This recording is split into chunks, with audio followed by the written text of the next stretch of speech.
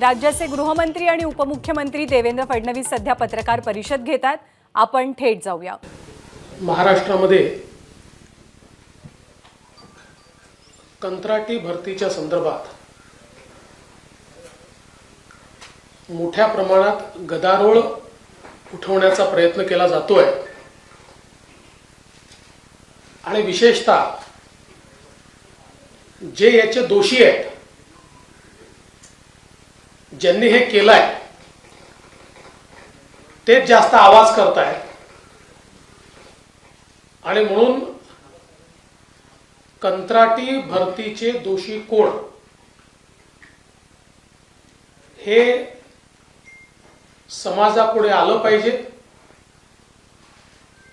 यांची थोबाडं उघडी पडली पाहिजे।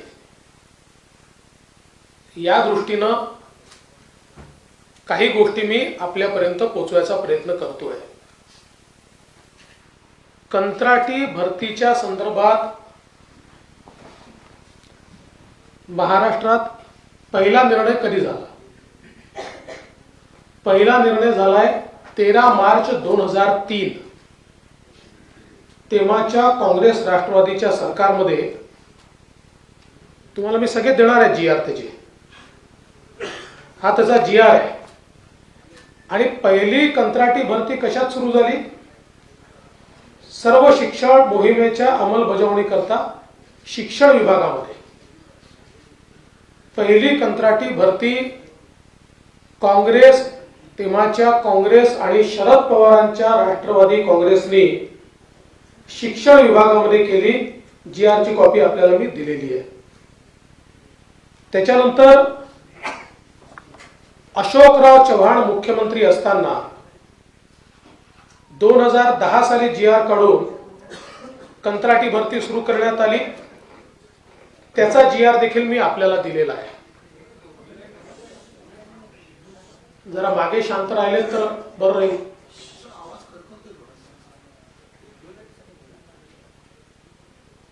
दोन 2010 साली अशोकराव चव्हाणांनी पहिला GR काढला आणि त्याच्यामध्ये वाहन चालक, डेटा एंट्री ऑपरेटर, तांत्रिक पदे, लिपिक आणि शिपाई। आणि परत 2010 मध्ये अशोकराव चव्हाण मुख्यमंत्री असताना 6000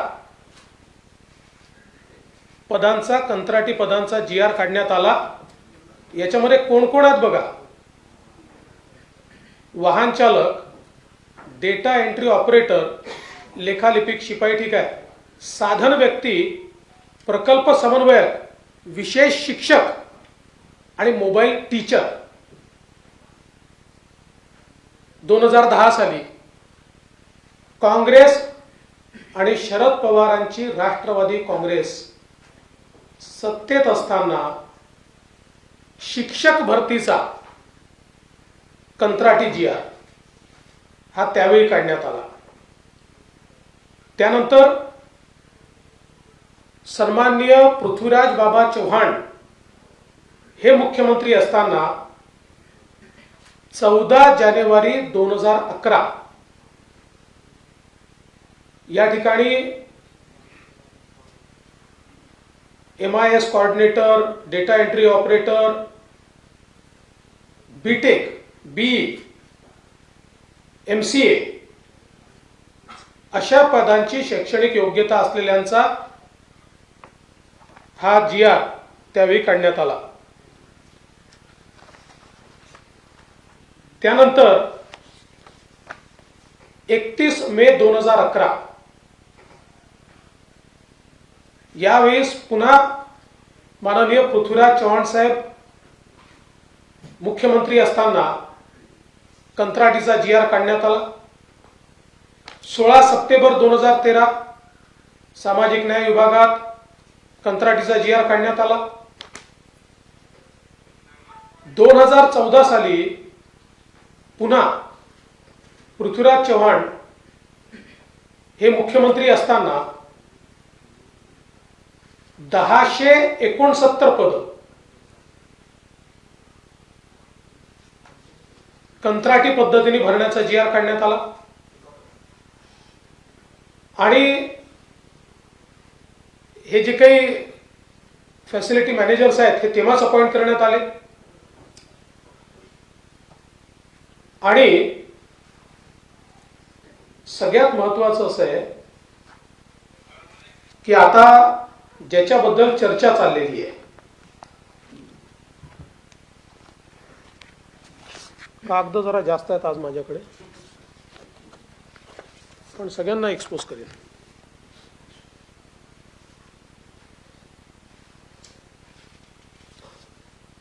आता 1 सप्टेंबर 2021 कोण होतं मुख्यमंत्री? सन्माननीय उद्धव बाळासाहेब ठाकरे. 1 सप्टेंबर 2021 ला RFP ला सरकारची मान्यता मिळाली. 2 सप्टेंबर 2021 ला महाटेंडर पोर्टलवर RFP चा मसुदा प्रकाशित झाला. 9 सप्टेंबर 2021 रोजी निविदापूर्व बैठक घेण्यात आली. 31 जानेवारी 2022 निविदा दाखल करण्याची अंतिम मुदत. सगळीकडे मुख्यमंत्री कोण आहेत? उद्धवराव बाळासाहेब ठाकरे. आणि सरकारचे संरक्षक कोण आहेत? सन्माननीय शरदचंद्रजी पवार.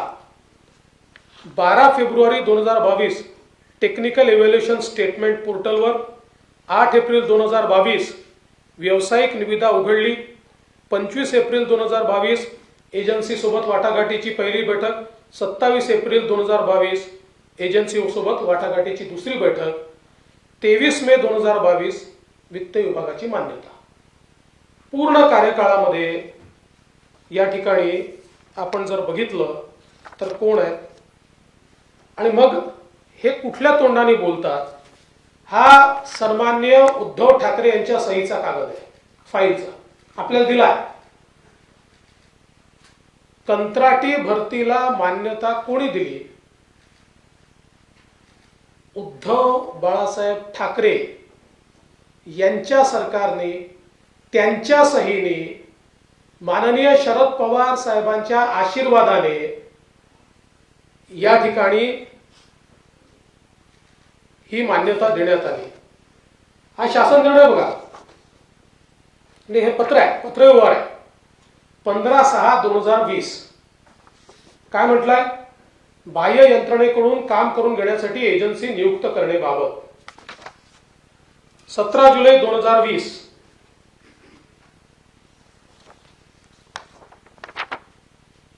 बाह्य यंत्रणे मार्फत गट क व गट ड संवर्गातील पदे भरण्यासाठी एजन्सी नियुक्तीची प्रक्रिया करण्याबाबत. 12/5/2021 बाह्य यंत्रणेमार्फत कामे करून घेण्यासाठी एजन्सीची नियुक्ती करण्याबाबत. आणि यात तर काय म्हटलेलं आहे, म्हणजे काय केलं होतं त्या सरकारने?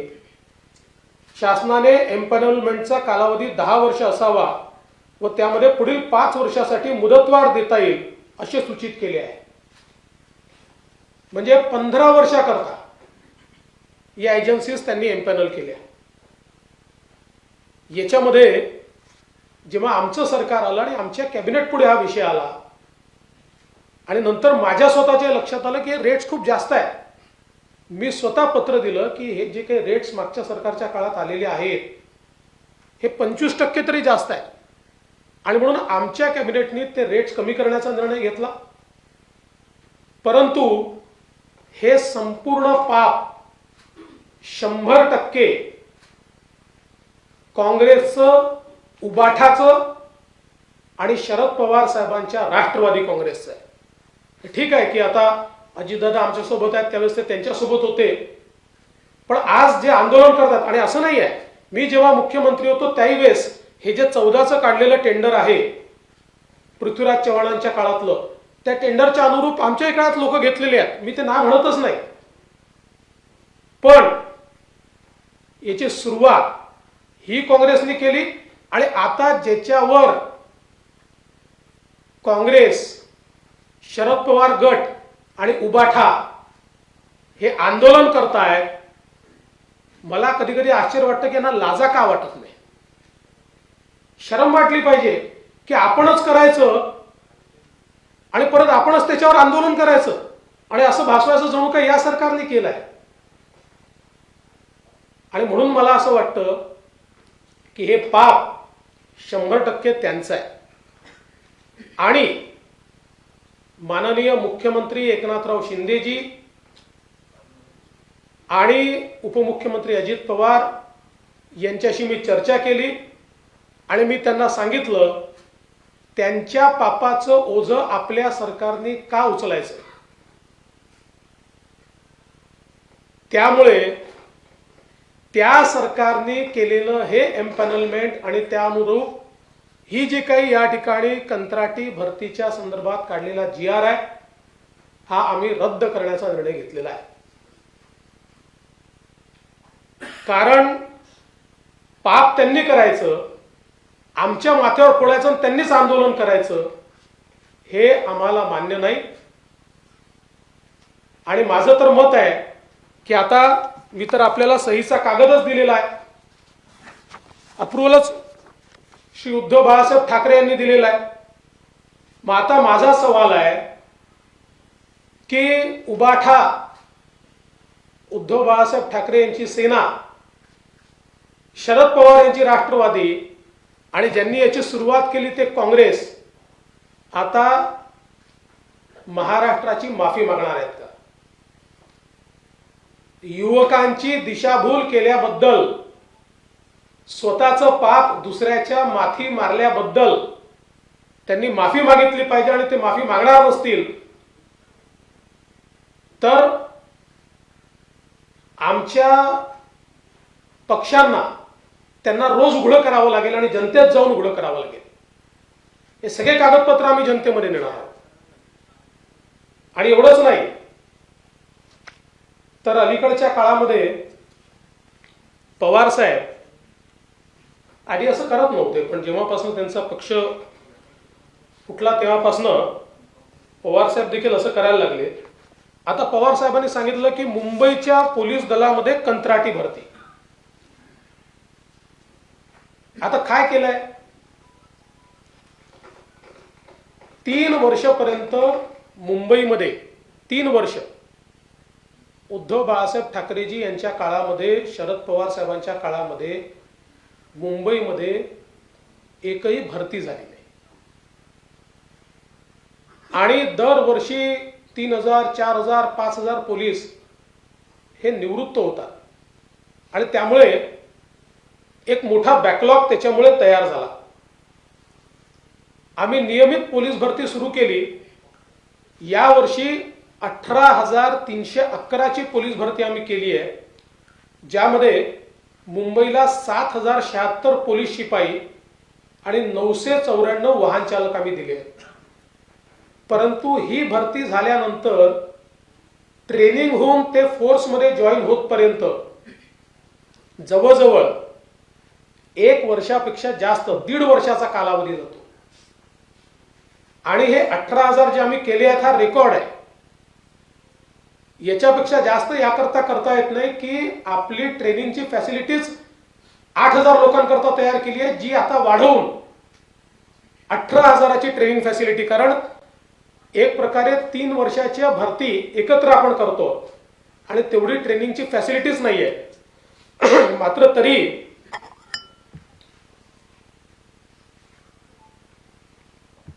ही ट्रेनिंगची फॅसिलिटी आम्ही त्या ठिकाणी तयार केली. मात्र मुंबई ही वल्नरेबल आहे.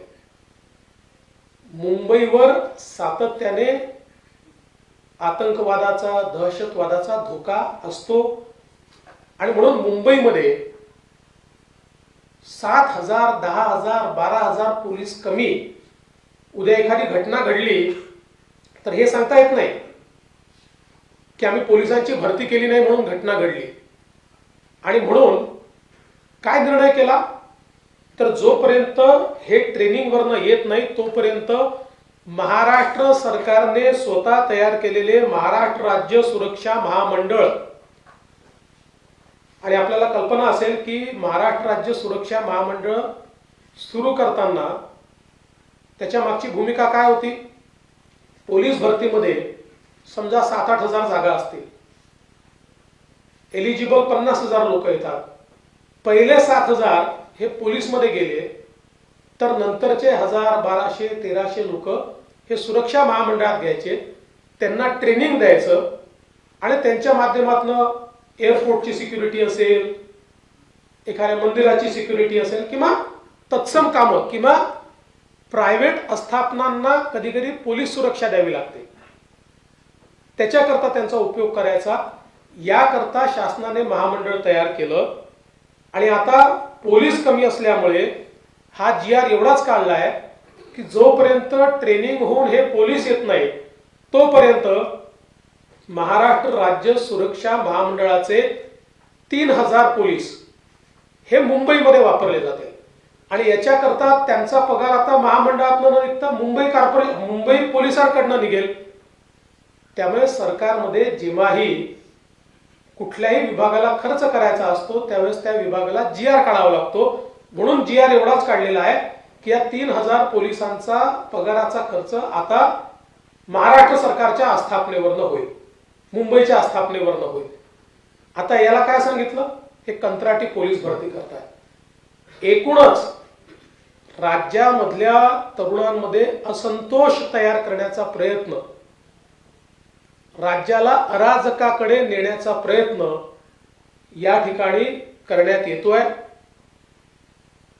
कुठल्याही परिस्थितीमध्ये महाराष्ट्राचं सरकार हे महाराष्ट्रातल्या युवा शक्तीच्या पाठीशी उभा आहे. आम्ही भरती सुरू केली आहे, मोठ्या प्रमाणात भरती चाललेली आहे. मी सांगितलं 18,000 पोलिसांची भरती ॲट वन गो ही कधीच झाली नव्हती, जी यावर्षी आम्ही केलेली आहे. आणि म्हणून आज यांचा चेहरा आम्ही उघडा पाडला आहे आणि अनेक विषय मी याच्यानंतरही प्रेस घेणार आहे, ही काही अंतिम नाही आहे. अनेक विषयांमध्ये यांना मी उघडं पाडीन, कारण यांची अकर्मण्यता, यांचा भ्रष्टाचार याच्यामुळे महाराष्ट्राचं आतोनात नुकसान यांनी केलं आहे. आणि तरी हे जर तोंड वर करून आमच्यावर आरोप करणार असतील तर यांचा बुरखा मला फाडावाच लागेल. आपण रद्द करायचं म्हणजे आपल्या काळात जे 6 की 9 एजन्सी एम्पॅनल झाल्या GR काढून काही महिन्यांपूर्वी, ते पण रद्द करणार का? आणि ही 3,000 मला असं वाटतं की मी जे सांगितलं ते तुमच्या लक्षातच आलं नाही. हा ते कन्फ्युजन हा, ऐकून घ्या. आमच्या काळात ते झालेलं नाही. मी त्याची क्रोनॉलॉजी आपल्याला सांगितली. या ज्या 9 एजन्सीज आहेत त्याचा GR रद्द करतोय. या 9 एजन्सीच्या एम्पॅनलमेंटचं काम मागच्या सरकारने, त्याचीच मान्यता उद्धव बाळासाहेब ठाकरेंनी दिलेली आहे, आम्ही नाही दिलेली. आमच्याकडे तर कॅबिनेटला आलं फक्त ते, आणि आम्ही त्याचे दर कमी केले कॅबिनेटने. त्याच्यामुळे तेच आम्ही रद्द करतो. मुंबई पोलिसांच्या जे 3,000 लोक आपण घेणार आहोत त्याच्याबद्दल 2 प्रश्न आहेत की एक तर ते 11 महिन्यानंतर परत त्या कॉर्पोरेशन मध्ये जाणार कारण त्यांना पोलीस म्हणून आपण ट्रीट करणार, कारण तिसरं म्हणजे 50,000 पोलीस मुंबईत आहेत, त्यापैकी VIP सुरक्षेवर त्यापैकी किती पोलीस तैनात आहेत? मला असं वाटतं पहिली गोष्ट तर अशी आहे की हे जे काही पोलीस आपण तिथे घेतो हे पोलीस म्हणूनच तिथे येतात. त्यांना वेगवेगळ्या आस्थापनेवर पोलीस म्हणूनच आपण त्यांना तो जॉबच आपण तो देतो. त्यामुळे ते येतील 11 महिन्यांनी त्यांच्या कामावर पुन्हा परत जातील. जसं आपण अनेक वेळा आपल्याकडे राज्य रिझर्व्ह फोर्स असतो, कधी आपल्याला केंद्रीय रिझर्व्ह फोर्स बोलवावा लागतो, त्यास आपण पैसे देतो त्याचे. जेव्हा आपण केंद्रीय रिझर्व्ह फोर्स बोलवतो त्यावेळी आपण GR काढून त्याचे पैसे देतो. आपण जो पहिला उद्धव ठाकरेंचं जो पत्र दाखवलं, आपण 3,000 भरती करतो, त्यावेळेस पण एवढाच आकडा होता नंबर 1 प्रश्न. आणि वारंवार शरद पवार जे म्हणतात की तुम्ही कुठेतरी आरक्षण जे मिळणार होतं ते मिळणार नाही, त्यांचे वारंवारचे आरोप असतात त्यावर. नाही, याचं उत्तर पवार साहेबांनी दिलं पाहिजे की त्यांच्या सरकारने जेव्हा हा निर्णय घेतला पवार साहेबांच्या, त्यावेळेस त्यांना का आठवलं नाही आरक्षण? हा आम्ही घेतलेला निर्णय नाही आहे. हा प्रश्न शरद पवार साहेबांना विचारला पाहिजे, हा प्रश्न उद्धव ठाकरेंना विचारला पाहिजे. आज जे प्रश्न करतायत, मी तुम्हाला क्रोनॉलॉजी दिली आहे, सगळं त्यांनीच केलंय. सर आपने कहा कि सब कुछ रद्द कर दिया गया, तो नई भर्ती कब शुरू होगी? ठीक आहे, नई भरती चालू ही आहे. ये तो फैसिलिटी मैनेजमेंट का टेंडर था, ये हम रद्द कर रहे हैं, नई भर्ती तो चालू ही है। प्रत्येक क्षेत्रामध्ये आता प्रत्येक विभागात कायमस्वरूपी भरती त्याला वेळ जाणार आहे। मात्र आता जी कंत्राटी भरती होती ती जर थांबवली तर जी रिक्तपदांचा जो भार आहे तो कायमस्वरूपी पदांवरती येणार नाही का? असं आहे की त्याच्यातले अगदी जे ड्रायव्हरचं पद असेल, माळी असं पद असेल, असे जे पद असतील किमान 6 महिन्याकरता काही पदं आपल्याकडे तयार होतात, 9 महिन्याकरता एखाद्या प्रोजेक्टमध्ये होतात, तर त्या प्रोजेक्टमध्ये ते कव्हर होतात, त्या प्रोजेक्टला अधिकार असतात, त्या विभागाला ते अधिकार असतात, अशा प्रकारचे वर्षानुवर्ष ते घेतच असतात। त्यामुळे त्यांनी काही आता हा जो काही फॅसिलिटी मॅनेजमेंटचा या ठिकाणी GR काढला होता किंवा या ठिकाणी जे टेंडर काढलं होतं याच्या मागे काय त्या सरकारचा काही व्यापक हेतू असेल, आम्हाला तो मान्य नाही, आम्ही मग रद्द केला। विरोधात एक ऑपोजिशन जे आहे हे युवा संघर्ष यात्रा राज्यव्यापी काढणार आहे। शरद पवार स्वतः त्याच्या सभेमध्ये त्याची सुरुवात करणार आहे, त्यांना काय सांगणार? मला असं वाटतं की याचं उत्तर त्यांनी दिलं पाहिजे, का काढलं। म्हणून तर मी म्हटलं की आता यांचा बुरखा फाटलाय, जे त्यांनी केलं आता आमच्या सरकारवर थोपून त्याच्या विरुद्ध ते आंदोलन करतायत। जनतेला यांचा खरा चेहरा मी दाखवतोय। सर, प्रश्न असा आहे की गिरीश महाजन यांनी जी आता भरती जाहीर केलेली होती कंत्राटी पदांची, जवळपास 5,000 पदांची भरती होती, आरोग्य सेवेमध्ये सुद्धा भरती एक जाहीर झाली होती, तर ही पदं आता भरली जाणार का कंत्राटी स्वरूपात की? मला माहित नाही त्यांनी अशी कुठली भरती जाहीर केल्याचं मला कल्पना नाही। मागच्या 1.5 महिन्यांपासून ह्या सगळ्या गोष्टीवर हा? कर्मचाऱ्यांची भरती म्हणजे फायनान्शियली सरकारवर जास्त लोड येतो, कारण ते परमनंट एम्प्लॉईजसाठी लायबिलिटी जास्त असतात।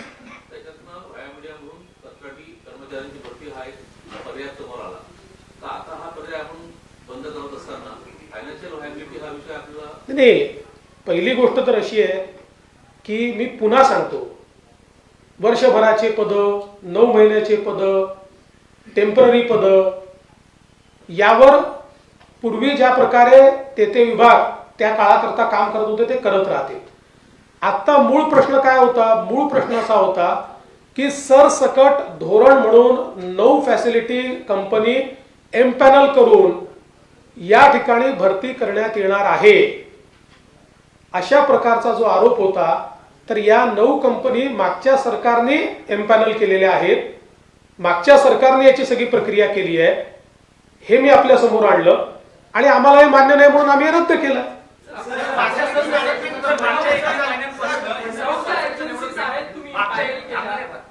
1.5 महिन्यांपासून अगदी मुख्यमंत्री उपमुख्यमंत्री देखील कंत्राटी पद्धतीवर भरा इतकी टोकाची टीका झाली। एवढं सगळं होत असताना तुम्ही नेमकं आज या उत्तराला समोर आलेला आहात, नेमकं याच्या मागचं कारण नाही, याच्यापूर्वी सभागृहातही सांगितलं, पण कधी कधी काय की पुराव्यासहितच द्यावं लागतं। आता सभागृहामध्ये हे उत्तर मी दिलेलं आहे, जे सभागृहात असतील त्यांनी ऐकलं आहे की तुमच्या काळातलं आहे, त्यावेळेस ते चूप बसतात आणि पुन्हा तेच आरोप लावतात। आणि म्हणून आता जाणीवपूर्वक पुराव्यांसहित तुमच्याकडे हे दिलेलं आहे। रद्द केला म्हणाला, फॅसिलिटी मॅनेजमेंट कंपनी सुद्धा रद्द झालेल्या आहेत, याचा अर्थ याच्या पुढे राज्य सरकार कंत्राटी भरती अजिबातच करणार नाही।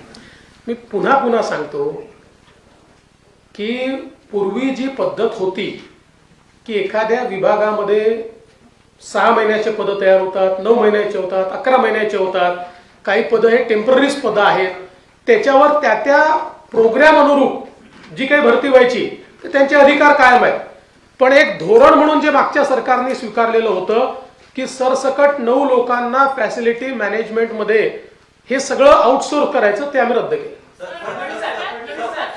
तुम्ही असं म्हणालात की कंत्राटी भरती हे उद्धव ठाकरे आणि शरद पवार सरकारचं पाप आहे, तुम्हीही तुमच्या सरकारने तोच अध्यादेश काढून ते कॅरी फॉरवर्ड केलं, त्यानंतर आंदोलन आणि टीका झाली, आता तुम्ही अध्यादेश मागे घेतात, तर ते आंदोलन आणि टीका याचा इम्पॅक्ट म्हणायचा की सरकारवर ओढवलेली नामुष्की म्हणायची?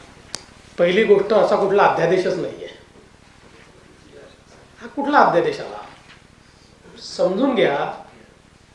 हे टेंडर आहे, ते टेंडर त्यांनी काढलं, त्यांनी मंजूर केलं, त्यांनी त्या ठिकाणी सगळी प्रक्रिया राबवली, त्यांच्या मान्यतेने ते झालं। आमच्या कॅबिनेट समोर आलं त्यावेळेस मी असं सांगितलं तुम्हाला माहिती आहे, तुम्ही सगळ्यांनी छापलाय, मी पत्र दिलं की बाबा याच्यामध्ये कॉस्ट फार जास्ती आहे, 25% जास्त कॉस्ट दिसते, ती कमी करा. आम्ही ती कॉस्ट कमी केली. परंतु ज्यावेळेस आमच्यावरच हे आरोप लावायला लागले तर आम्ही सिरियसली ते घेऊन बसलो की यांनीच केल्याने आपल्यावर आरोप का लावतात, आणि आमचं असं मत पडलं की आपल्याला याची आवश्यकताच नाहीये, आपल्या सरकारचं धोरणच नाहीये. त्यामुळे ही नामुष्की नाहीये. मला तर असं वाटतं की जाणीवपूर्वक राज्याच्या युवांच्या मनामध्ये जो रोष तयार करण्याचा करायचा प्रयत्न चालू होता तो आम्ही संपवलेला आहे, आणि सरकारचं कामच आहे. We have responded to that. मात्र याच्यामध्ये यांचा बुरखा आम्ही फाडला. चला याच्यावर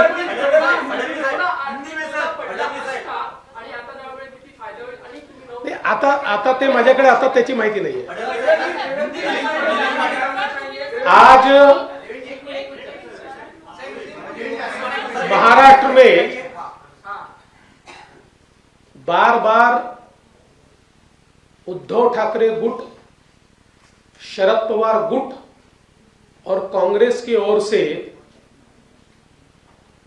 कंत्राटी भर्ती के बारे में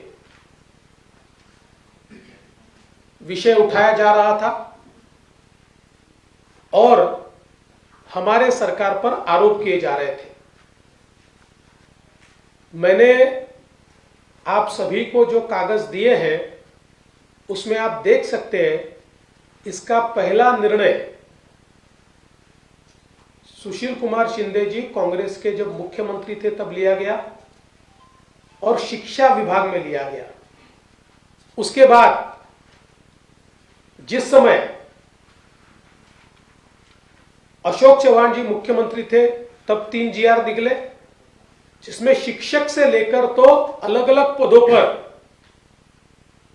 कॉन्ट्रैक्चुअल लोगों को लेने का प्रावधान किया गया.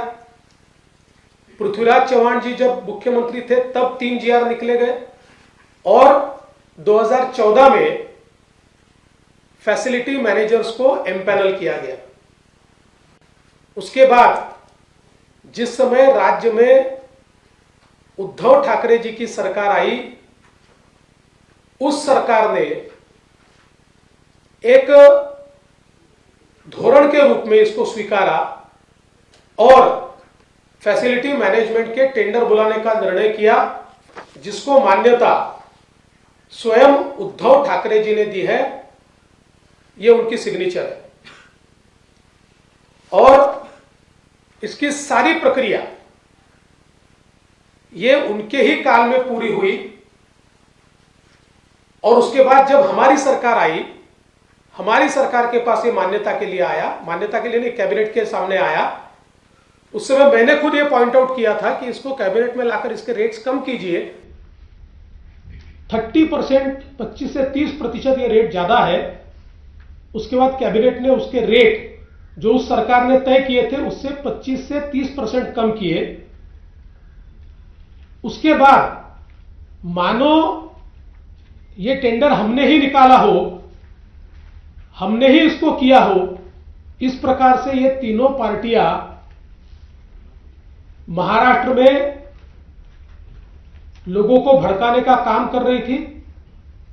मैंने सभागृह में भी, विधानसभा में भी स्पष्ट रूप से बताया ये पाप उनका है, ये हमारा नहीं है. और मैंने हमारे मुख्यमंत्री जी से चर्चा की, हमारे दूसरे उप मुख्यमंत्री जी से चर्चा की और हम सबने मिलकर यह तय किया कि उस सरकार ने किया हुआ है, इसको नीति के तहत हम क्यों स्वीकारें, उनकी नीति थी. इसलिए हमने यह तय किया है कि ये जो GR निकाला है इसको निरस्त किया जाएगा और अलग अलग जो डिपार्टमेंट्स है उनमें पहले जिस प्रकार से टेम्पररी पदों के लिए 6 महीने के 9 महीने के पदों के लिए या कोई कार्यक्रम होता था उसके लिए लोग लिए जाते थे, उसके अधिकार उनको होंगे. लेकिन नीति के तहत इस प्रकार से राज्य सरकार फैसिलिटी मैनेजमेंट की इतनी संस्थाओं को एक साथ ये सारा काम देकर और एक प्रकार से जो लोगों में भावना तैयार हो रही है कि सारा प्राइवेटाइजेशन किया जाने वाला, जबकि हमारी ही सरकार ने जो महाराष्ट्र में नौकर भर्ती बंद थी उसको शुरू किया और बड़े पैमाने पर हमने लोगों को सरकार में नौकरियां दी है और इसलिए हमारी सरकार ने फैसला किया है। अब मैं ये मांग करता हूं कि उद्धव ठाकरे जी की शिवसेना, शरद पवार जी की पार्टी या उनका गुट और कांग्रेस, इन्होंने इस चीज के लिए महाराष्ट्र की माफी मांगनी चाहिए।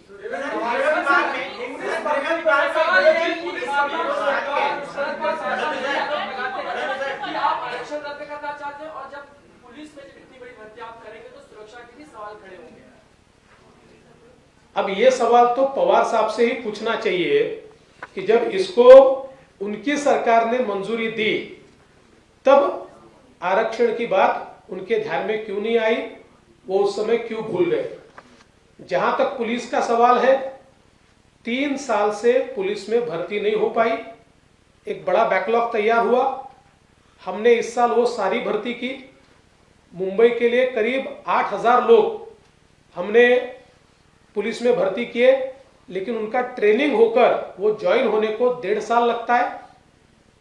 और मुंबई एक वल्नरेबल इस प्रकार का शहर है, यहां पर पुलिस की कमी से कोई घटना न घटे, इसलिए महाराष्ट्र सरकार का सुरक्षा महामंडल, जिसमें पुलिस भर्ती के थ्रू ही हम लोगों को सिलेक्ट करते हैं, उनमें से 3000 लोगों को मुंबई में ड्यूटी दी जाएगी। और इनको ड्यूटी देते समय ऐसी ड्यूटी दी जाती है जिसमें कोई पुलिसिंग का बड़ा काम नहीं होता। इसके कारण पुलिसिंग का काम करने के लिए पुलिस हमको उपलब्ध होते हैं। तो इस प्रकार का निर्णय लिया गया है। पुलिस में कोई भी कंत्राटी पद्धति से किसी को भी नहीं लिया जा रहा है। हाँ? डीजी है, एसीबी है, सरकार उन्हें भरने के बारे में क्या सोच रही है? और दूसरा सवाल, क्या रश्मि शुक्ला की फिर से महाराष्ट्र में वापसी होगी? देखिए, इसका निर्णय तो मुख्यमंत्री जी करेंगे। मुख्यमंत्री जी के साथ हम चर्चा करेंगे, कौन कौन से पद पर जाएगा, किसकी क्या सीनियोरिटी है, इसके आधार पर वो निर्णय होता है। ऐसे निर्णय प्रेस कॉन्फ्रेंस में तो नहीं हो सकते।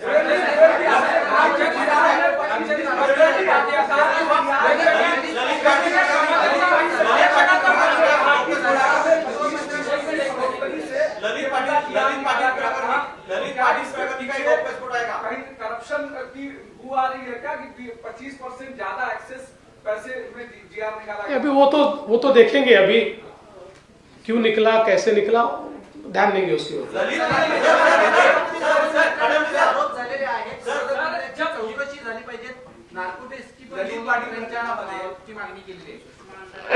असं आहे,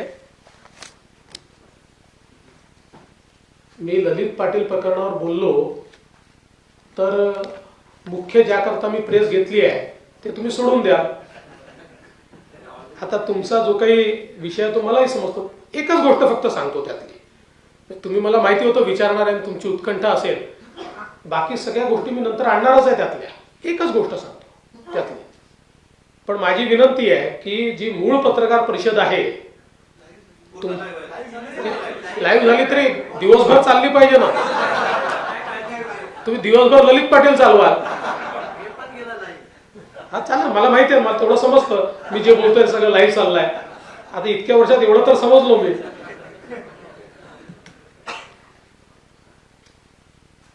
असं आहे की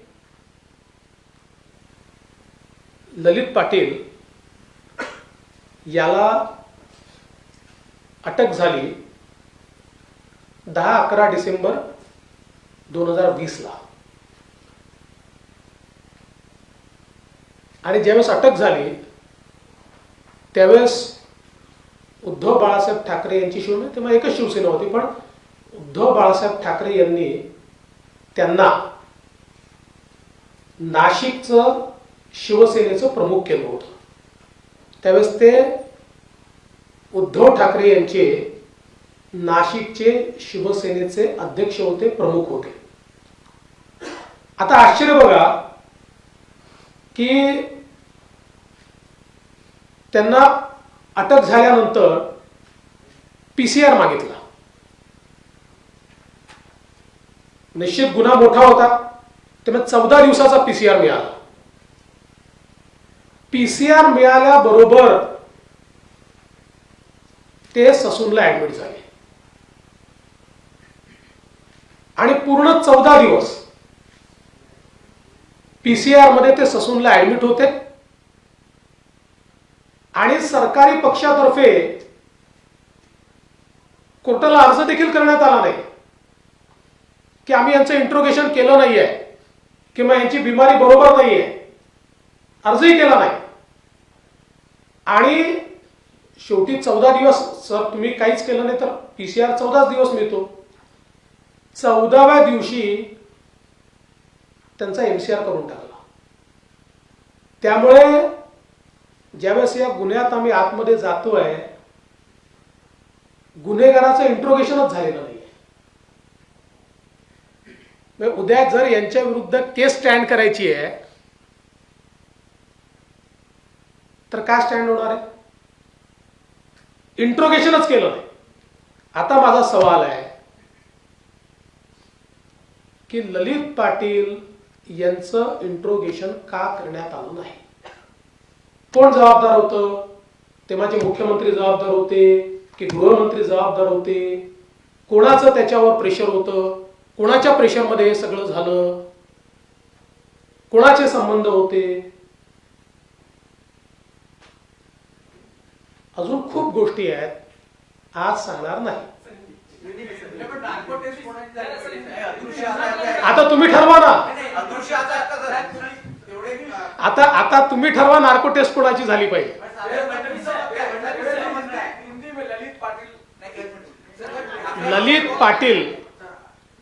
ललित पाटिल इनको दिसंबर 2020 में अरेस्ट हुई. अरेस्ट के बाद उनका PCR हुआ. PCR 14 दिन का होता है. जैसे ही PCR हुआ, ललित पाटिल ससून में एडमिट हुए और पूरे 14 दिन वो ससून में एडमिट थे और सरकार की तरफ से अर्जी भी नहीं लगी कि भाई इनका मेडिकल बोर्ड के सामने खड़ा कीजिए, या चूंकि ये 14 दिन पूरे ससून में एडमिट है तो हमको पीरियड बढ़ाकर दीजिए. ऐसी कोई अर्जी नहीं हुई. उनका MCR हुआ. इतने महत्वपूर्ण मामले में उनका इंट्रोगेशन ही नहीं हुआ है. यानी जब केस कोर्ट में चलेगी तो जिसका इंट्रोगेशन ही आपने किया नहीं है उसको आप कैसे कन्विक्ट करोगे? तो मेरा सवाल है, अब ये इतना नार्को टेस्ट और क्या क्या ये जो बोल रहे हैं, इनको मेरा सवाल है ये बताइए. और उस समय ये ललित पाटिल उद्धव ठाकरे जी के शिवसेना के नासिक के शहर प्रमुख थे, इसलिए उनको ये सहूलियत मिली क्या? किसके फोन से मिली? मुख्यमंत्री के, गृहमंत्री के और किसी के? और इसमें भी बहुत चीजें बाहर आने वाली है. मैं आज इसलिए नहीं बताता हूं क्योंकि आज मैंने आपको दूसरी खबर दी है. धन्यवाद.